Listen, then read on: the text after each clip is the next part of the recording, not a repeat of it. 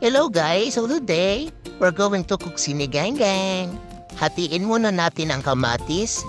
Sunod naman natin ang sibuyas, gabi, sitaw, okra,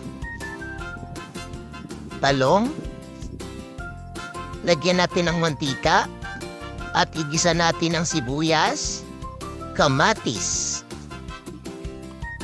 At isunod naman natin ang ating buto-buto. Haluin natin ang ating buto-buto. Lagyan natin ng tubig, gabi, seasoning, talong, sitaw, okra at halu-haluin natin. At durugin natin ang dalawang gabi. Ilagay natin ang siling haba.